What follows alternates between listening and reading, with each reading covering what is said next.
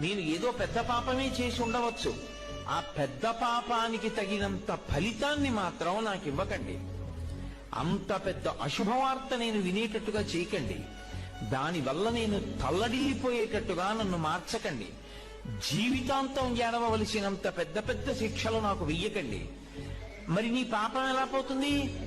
నన్ను అనుగ్రహించండి. నేను తప్పు చేశాను. ఎందుకు చేశాను? మీరున్నారని తెలియక చేశాను ఒకప్పుడు ఆ పాపం. ఇప్పుడు తెలుసుకున్నాను మీరున్నారని, కాబట్టి నేను చెయ్యను. ఇప్పుడు నేను ప్రయత్నపూర్వకంగా ఏ తప్పు చెయ్యట్లేదు, కానీ అప్పుడు చేశాను.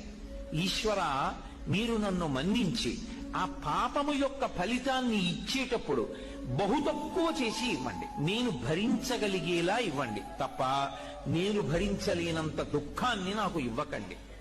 ఇది నోటితో అడగక్కర్లేదు. ఈశ్వరుణ్ణి ప్రార్థన చేస్తాడు. వాడొకడు ఉన్నాడన్న నమ్మకం